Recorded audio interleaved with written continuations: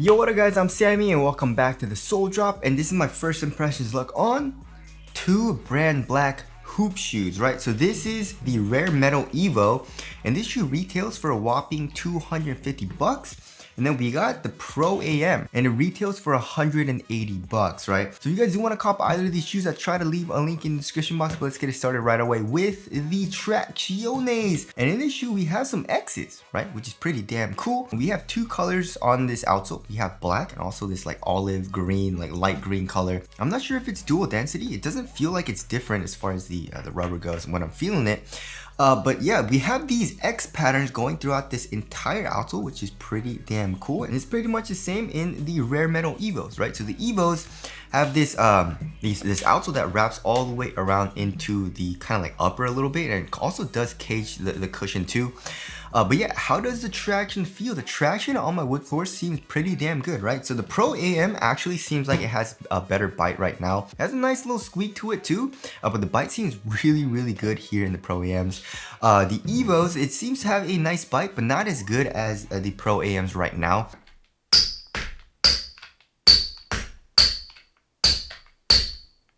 But yeah, as far as the durability goes, the durability seems freaking amazing. Like this X shape is actually pretty damn sick, right? So I guess like on the edges, right? The edges of the X's, it is thinner, but it's also pretty stiff. It's a hard rubber and it seems like it'll be very durable. And same thing with this shoe right here, right?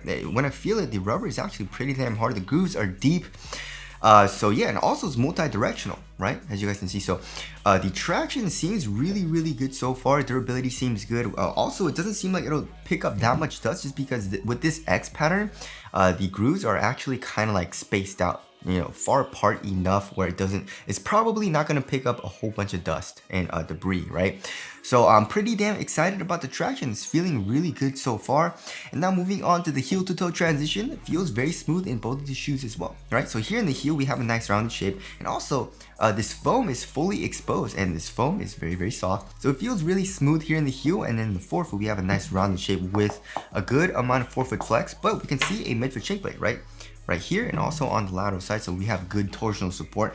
And same thing with the Evos, right? So the Evo seems a little bit more like on the stiffer side of things. So here in the heel, we have a nice rounded shape, which does feel nice, but here in the forefoot, it is a lot flatter actually. Look at that, compared to the Pro Ams, right? So just a little nitpick right there, just because I do like a lot more curve in the soles of my shoes, right? As opposed to something a little bit more flat, just because it does, you know, it does tend to slap a good amount. And also it doesn't really like rock as much, right? So when I'm shooting, right, when you're shooting, you kind of want to be more on your toes. And with flatter shoes, it's a little bit hard to just stay on my toes, right? But for example, in like the Currys or even shoes like this with a lot of curve in the forefoot, it helps me stay on my toes, and it feels a lot more comfortable for me personally when I'm shooting. So that's just, you know, in my personal opinion. But also, we do have a good amount of flex. Look at that. It does seem a little bit stiffer. Yeah, I'm putting a little bit more force into the Evos than these, but it still, you know, has a good amount of forefoot flex, and torsion support seems good in this shoe as well. So there is the heel to toe transition. Moving on to the cushioning setup. So the cushioning setup, I would say, in my personal opinion right now, feels better here in the Pro Ams, right? So they're calling this the Zero Lawn. It says Zero Lawn right here, and also same thing with this shoe, right?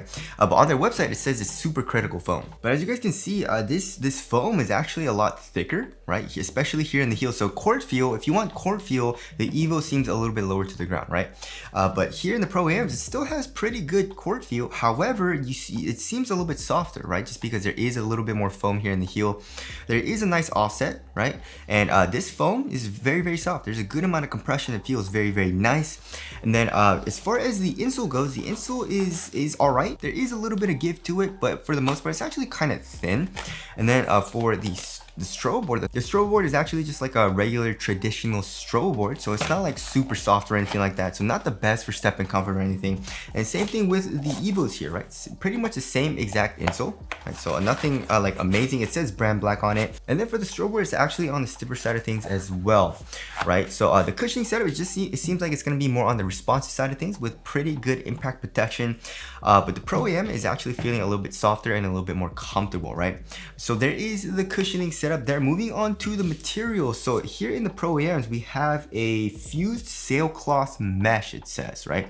So it's a mesh material pretty much, and it has like this, like pretty much like a fused material, right? It seems like it's just plastic, right? But it doesn't feel super cheap or flimsy at all, right? For example, in the Austin Reeves shoe, look at this, right?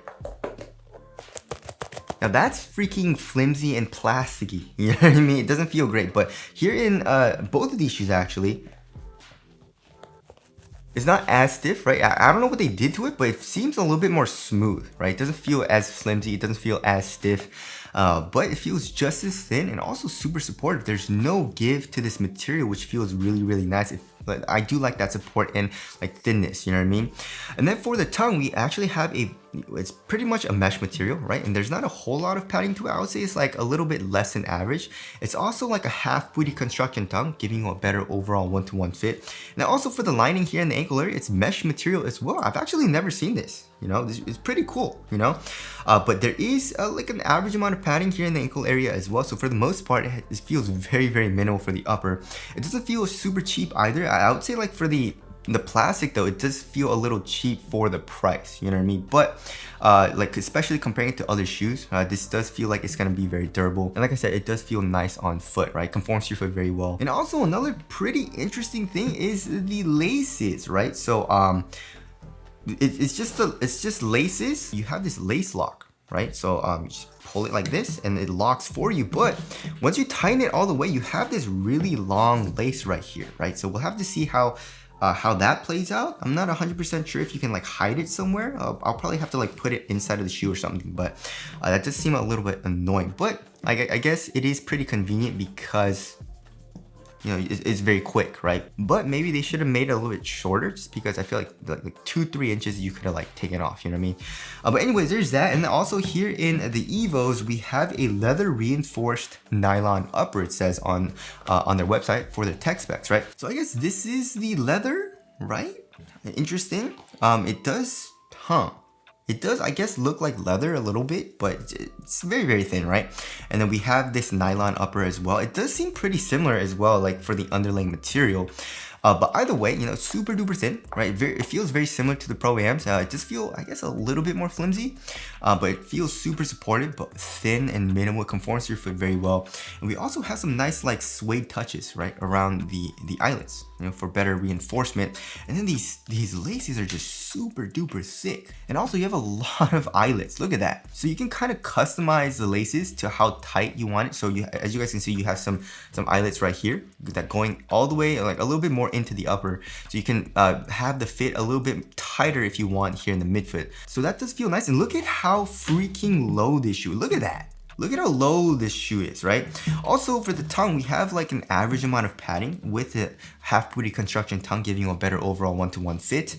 And look at how large the tongue is. Look at how high it is, you know? And then here in the ankle area, there's really no padding at all. It's actually a lot less than the Pro Am. So it's a very minimal feeling upper, right? Which I do like. And the Rare Metal 2s had that, and also the Rare Metal 1s. So there is the upper there. Moving on to the fit. So I did go half a size up for both of these shoes, and they both fit me pretty damn well, just because it does fit pretty narrow, it feels like, you know what I mean? So here in the Evos and also in the Pro Am, so I feel like going up half a size was pretty good for me. If you want a super duper snug fit, then probably go true to size, but for most people I would suggest going up half a size if you want more of like a normal fit, right? If you have a wide foot or you want a really roomy fit, probably go up full size, you know what I mean?